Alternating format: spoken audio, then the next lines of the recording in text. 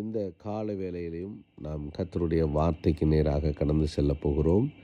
29வது நீதிமொழிகள் அதிலே சொல்லப்பட்டிருக்கிறது, மனுஷனுக்கு பயப்படுகிற பயம் கண்ணியை வருவிக்கும். 25வது வசனம், கர்த்தரை நம்புகிறவனோ உயர்ந்த அடைக்கலத்திலே வைக்கப்படுவான். இந்த கால வேளையில் நாம் நம்மை ஆராய்ந்து பார்க்கணும். நம்ம யாரை நம்புகிறோம்? இன்றைக்கி நிறையா நேரம் கர்த்தரை நம்புகிறோங்கிறத சொல்கிறோம், ஆனால் செய்கையில் நம்ம காட்ட முடியலை.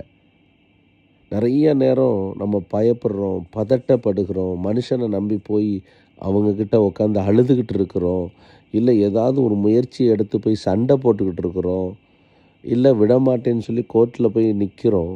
நிறைய நேரம் நாமளே நம்மளுடைய வாழ்க்கையில் கர்த்தரை நம்பாத காரியங்களை செய்கையில் காட்டிடுறோம். எனக்கு அன்பான தெய்வ பிள்ளைகளை, நீங்கள் கர்த்தரை நம்புகிறத கர்த்தர் விரும்புகிறார். நீங்கள் நம்புறீங்கன்னு தெரிஞ்சிருச்சுன்னா அவர் என்ன செய்கிறாரா? உயர்ந்த அடைக்கலத்திலே வைக்கிறார். தாவீது கர்த்தரை நம்பினதுனால தான் அவருக்கு சிங்காசனம் கொடுக்கப்பட்டது.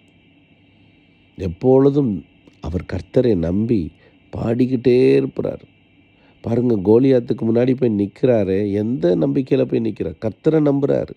இன்றைக்கி உங்கள் பிரச்சனைகளை பார்த்து நீங்கள் பயந்தீங்கன்னா நீங்கள் கர்த்தரை நம்பலைன்னு அர்த்தம். நீங்கள் புலம்பிக்கிட்டே இருந்தீங்கன்னா கர்த்தரை நம்பலைன்னு அர்த்தம். குறை சொல்லிக்கிட்டே இருந்தீங்கன்னா கர்த்தரை நம்பலைன்னு அர்த்தம். வேணால் நீங்கள் சொல்லிக்கலாம், நான் கர்த்தரை தான் நம்புகிறேன் பாஸ்டர்னு, ஆனால் அது நம்பிக்கையில் வராது. தெய்வ பிள்ளைகளை, திடமனதாக இருங்க. தாவீது கர்த்தருக்குள்ளே தன்னை திடப்படுத்தி கொண்டார். அவருக்கு தெரியும், நான் கர்த்தரை நம்புகிறதுனால எனக்குடைய வாழ்க்கையில் எதுவும் என்னை மேற்கொள்ள முடியாது, ஒன்றும் உங்களை சேதப்படுத்தாது என்று கர்த்தர் சொல்லியிருக்கிறார்.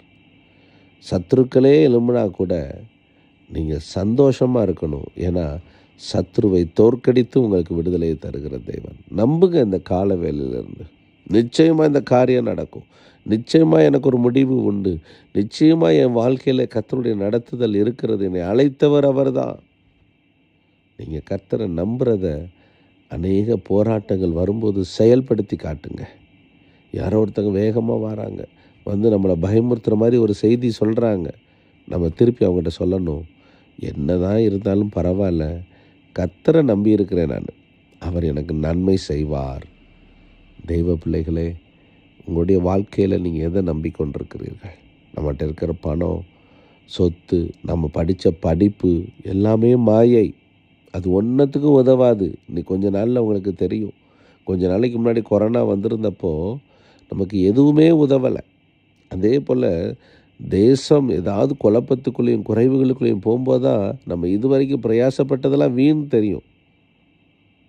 ஆனால் கர்த்தருக்காக பிரயாசப்பட்டீங்கன்னா அது கணக்கிலே வைக்கப்படும். அதற்கான பலன் பின்னாட்களில் உங்களுக்கு நிறைவாய் கொடுக்கப்படும். எத்தனை பேர் இன்றைக்கி மகிழ்ச்சியோடு, ஆண்டவரே உங்களை மட்டும் நான் நம்புகிறேன், ஆண்டவரே நான் உலகத்தையும் நம்பி உங்களையும் நம்பி உங்களை நான் வேதனைப்படுத்த மாட்டேன், ஆண்டவரே நான் கர்த்தரை மட்டும் நம்புகிறேன். கர்த்தரை நம்புகிறவர்கள் என்றென்றைக்கு அசையாமல் நிலைத்திருக்கும் சீயோன் பர்வதத்தை போல இருப்பார்கள். நம்புறது கொஞ்சம் கஷ்டம்தான். அந்த இடத்துல தொங்கிட்டு இருக்கும்போது ஆண்டவர் சொல்வார், கையை விடும்பார். அந்த மாதிரி தான் இருக்கும் நம்புறது. ஆனால் கர்த்தருக்காக எதை வேணாலும் செய்வோம். அவர் அதை நன்மையாக தான் முடிய பண்ணுவார். கர்த்தருடைய சத்தத்துக்கு செவி கொடுப்போம். கர்த்தருடைய வார்த்தைக்கு மட்டும் செவி கொடுப்போம். அதுதான் கீழ்ப்படுகிறது. இன்றைக்கி நிறைய நேரம் மற்ற சத்தங்களுக்கு செவி கொடுக்குறோம், கர்த்தருடைய வார்த்தைகளுக்கு செவி கொடுப்பதில்லை. ஆலயத்திலே சொல்லப்படுகிற காரியங்கள், அதே போல் வேதத்திலே சொல்லப்பட்டிருக்கிற காரியங்கள் எதுவாக இருந்தாலும் உண்மையாய் செவி கொடுப்பாயானால் பூமியில் உள்ள சகல ஜாதிகளிலும் கர்த்தர் உங்களை மேன்மையாய் வைப்பார். ஒரு தீர்மானம் எடுப்போமா? நான் கர்த்தரை நம்பியிருக்கிறேன், நான் அசைக்கப்படுவதில்லை. என்ன பிரச்சனை வந்தாலும், என்ன போராட்டம் வந்தாலும், எத்தனை தடைகள் வந்தாலும் நான் நிலைத்திருப்பேன் அப்படின்னு சொல்லி தீர்மானம் எடுக்கிறவங்களா நம்முடைய கண்களை மூடி நாம் ஜெபிப்போமா? ஏன்னா ஆண்டவர் உங்களை கைவிடவே மாட்டார். கடைசி வரை அற்புதமாய் நடத்துவார்.